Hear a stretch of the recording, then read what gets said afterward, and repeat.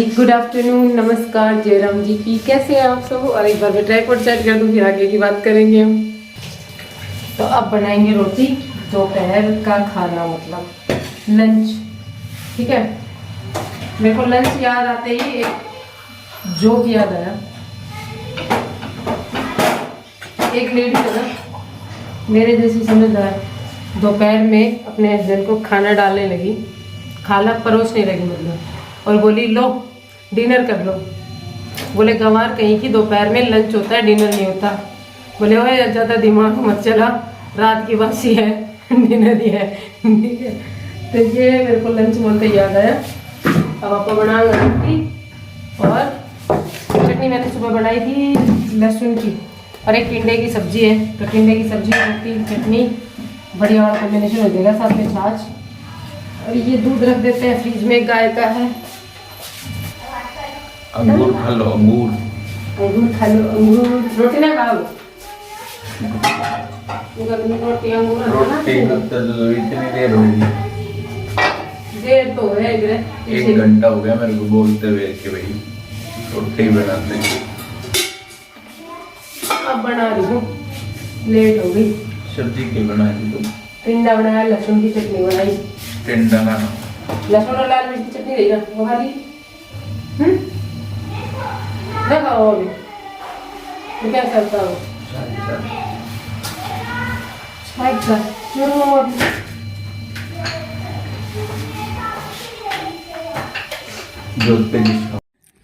तो जी यहाँ पर आज मेरे को खाना बनाने में बहुत ज़्यादा लेट हो गया था। मतलब कि दिन में 3-4 बार तो जैसे खाना बनता ही है यार। सुबह बनता है, फिर उसके बाद में मेरे बच्चे जब खाते हैं, जैसे 10 बजे के लगभग इनका बनता है, उसी टाइम अरुण खाता है, फिर अरुण का बनता है, फिर उसके बाद में फिर जैसे समझ लो 12:30-1 बजे के लगभग अर्जुन खाता है, और बच्चे दोबारा खाते हैं तो इनका बनता है। लेकिन आज क्या हुआ, अर्जुन का खाना जो था ना, ये अर्जुन लेट खाता है, नाश्ता तो करता नहीं है। इसका काफ़ी लेट हो गया था, इसलिए नाश्ता भी नहीं किया था। इसको बहुत भयंकर वाली भूख लगी थी। तो ये आप लोगों से मेरी शिकायत कर रहा था कि आज मुझे खाना भी नहीं मिला। और पता है घर में काम इतना हो जाता है कि मैं आपको क्या बताऊँ। अभी देखो रोटियाँ बनी हैं 1:30 बजे। उसके बाद में मैं आ गई हूँ बाहर, क्योंकि मैंने मशीन लगा रखी थी, मशीन में कपड़े चल रहे थे, साथ साथ कपड़े संभालने। और आंटी आज भी नहीं आई, मतलब आंटी ने आज चौथे दिन लगातार छुट्टी की है, तो पोछा सुबह से नहीं लगा था। और ये सबसे गंदा काम लगता है मुझे, जैसे कि हेल्पर रखते हैं और हेल्पर के चक्कर में काम रुक जाता है, वो सबसे गंदा काम लगता है। मतलब सुबह सुबह भाभी पोछा लगा रही थी, मैंने उनको मना कर दिया, और मैंने बोल दिया कि चलो भाभी अभी आप पोछा लगाओगे, वो चलेगा नहीं, क्योंकि बच्चे उठेंगे, बच्चे फिर नहाएंगे धोएंगे तो इधर उधर ना गंदा हो जाएगा। और सफ़ेद टाइलों में सबसे बड़ी परेशानी यही होती है कि काम जितना भी कर लो, क्लीनिंग कितनी भी कर लो, लेकिन जल्दी ही गंदी हो जाती है, बच्चे गंदा कर लेते हैं। तो बच्चों ने सुबह एक बार झाड़ू लगने के बाद में सारा इधर उधर इतना कचरा फैला दिया था, जो कि अभी समेटने के बाद में बाकी जब मतलब आप देख रहे हो कितना बिखरा हुआ है, ये सब कुछ मुझे अभी समेटना है और सारा घर क्लीन करना है 1:30 बजे के लगभग।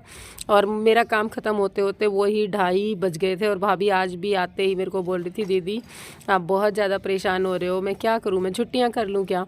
लेकिन वो छुट्टी करेंगे तो उनकी बहुत सारा नुकसान होएगा, बहुत सारी सैलरी कटेगी। तो मैं कहती हूँ कि छुट्टी मत करो।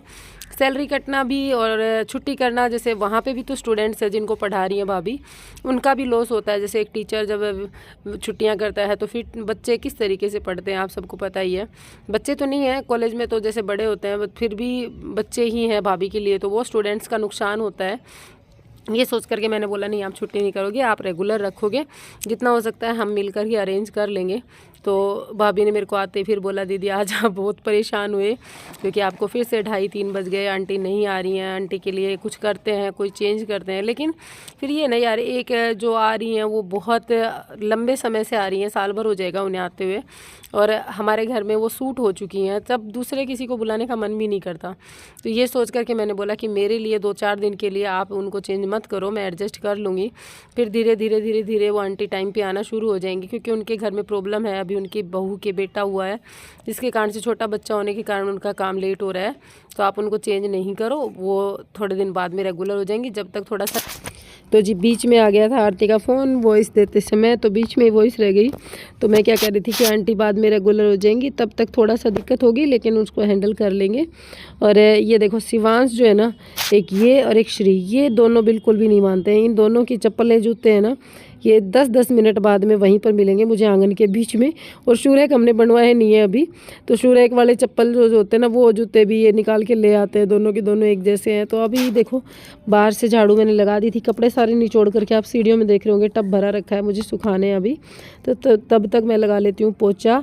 और पोछा आज मैं मोप से नहीं लगा रही हूँ। मोप जो है ना वो मेरे को बहुत ज़्यादा परेशान कर रहा था, क्योंकि ना पता है मेरी आदत छूट गई है मोप से लगाने की। अब मेरे से मोप से बर्दाश्त नहीं होता, तो मैं बड़ा वाला वाइपर है ना उसमें मैंने एक, और टाइम भी बहुत लगता है मोप में, तो उसी में मैंने एक पोछा जिससे आंटी लगाती हैं हाथ से, तो वो वाला पोछा लेकर मोप से मैंने लगाना शुरू ना इससे वाइपर से लगाना शुरू किया।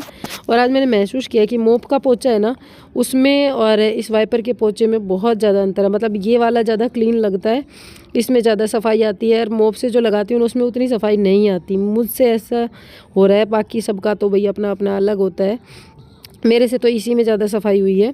और यहाँ पर अब बाहर वाला एरिया है, इसमें भी हम पोछा ही लगाएंगे। मम्मी तो कह रही थी इसको धो दे तू ताकि तेरे को टाइम कम लगे, लेकिन मेरी थॉट ये है कि धोने से टाइम ज़्यादा लगता है, क्योंकि पहले धोएंगे फिर वाइपर मारेंगे फिर उसमें पोछा लगाएंगे, तो टाइम तो फिर वो पोछे वाला तो लगा ही ना।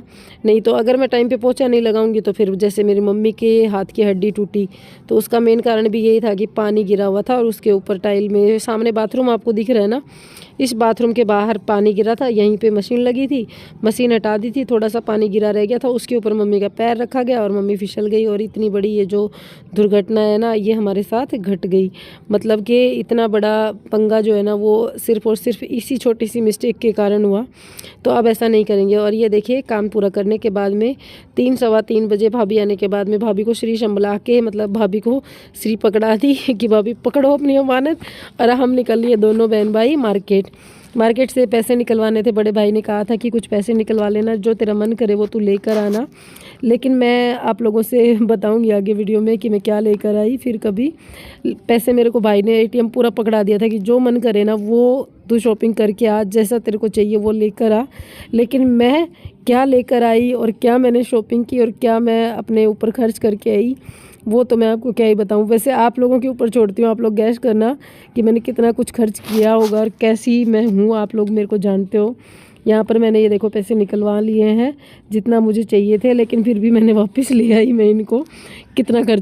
लो जी, ये देखो हम गए थे मार्केट, और मार्केट से आने के बाद में हाँ सिवान चुप एक बार क्या कहती आणि गोळी कोणत्या गड्या मम्मी फैमिली से पार तो बताऊं ना गोली तो बनकर देख लो मम्मी क्या कह रही है। ऊपर है ना जो कपड़े सुखाते हैं ना वो रस्सी टूट गई। अब मम्मी कह रही है मैं तार की कही थी लेकिन नहीं मेरी गोली को ने ये नु कीजिए मम्मी फैमिली जा जो सारा कपड़ा नीचे गिर गया है ना। अरे थोड़ी धोना सी तो धोना वाली धोना सी कोई बात नहीं, सूख गया ही। मम्मी गुस्सा में है। और किस किस की मम्मी इस तरीके से गुस्सा करती है जब ऐसा कोई काम हो जाता है तो बताना कमेंट में। और मम्मी ने हंसी क्या बात किया रही मम्मी मेरे मुंह देख के ना, तो एक तो गलती करो और ऊपर से बताओ तो मम्मी गुस्सा हो जाए। मम्मी रोड़ा गालती रहे पूरे दिन गाल है, आदत पड़ रही है जब नहीं सुनने की। हम दोनों माँ बेटी मैचिंग, दोनों माँ बेटी मैचिंग मैचिंग बुला ना। मैं बताऊं जब मैं मम्मी के कुर्ते पहनती हूँ नहीं यहाँ के, तो मेरे को नैनी भी कहती है आज तो आप है ना बीकानेर मम्मी जैसी लग रहे हो ठीक है, क्योंकि मेरी मम्मी लॉन्ग कुर्ते पहनती है। तो ये मेरी मम्मी का ही है। सलवार भी मम्मी की है, चुन्नी मेरी मम्मी लेके आई थी परसों नई। यो कुर्तो तो घना एक दिन को कहो कई साल को छोटो हो रस्ता में पैर हो मेरे को ना चिड़िया पैरा करे, चिड़िया पैरा करे चिड़िया।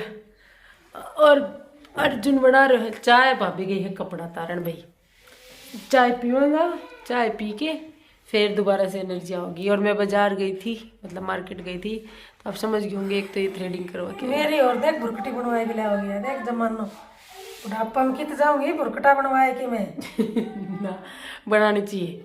ओ ना श्याम बाबा के जाऊंगी जब बनवाए के जाऊंगी फिर वो कने करके आऊंगी नैन मटक कर और ना वो गाना ना ऐसे श्याम तारी मोटी मोटी हाँ मैंने ला दे चक्कर में है ना। मैंने लग गया श्याम धनी तू भी आ गया चक्कर में। वही बात है। तो भाई मैं आज तो ज्ञान झाड़ रही हूँ, लेकिन मेरी खुद की 15-15 दिन मेरे मन में तो है यार श्याम बाबा के जाएगा चाहे क्या तुम भी चलोगे क्या देखेंगे। कौन कौन जा रहा है भाई श्याम बाबा के, बताइए आप। श्याम बाबा अरे को हम मेला तो ही बताएगा भीड़ में, तो हमने कौन बड़न दे सब, वैसे ही बहुत घना सुधार कर दियो वो। जाए हमारे उनके साथ। तू चला ही मैं तो ना जाऊँ, परसों जाने की करेगा। थम जाए मैं ना जाऊँ। मैं वीडियो देखे तो टाबर भीड़ तो ना कोने लग गई हुआ, जो सिस्टम था ना अंदर को उन घणो ही सुधार दियो। तो जी मम्मी जा रही है श्याम बाबा के। आप नहीं भी कोई पता को नहीं बुलाओगे तो बाबा बुलाओगे तो पक्का जाएगी। और आप में से कौन कौन जा रहा है बताना कमेंट करके नीचे। आजकल मैं आप सबके सारे कमेंट्स पढ़ती भी और लाइक हट भी करती हूँ, ठीक है। पढ़ती तो पहले भी थी, बस लाइक हट नहीं करती थी, अब मैं रेगुलर वो भी करती हूँ।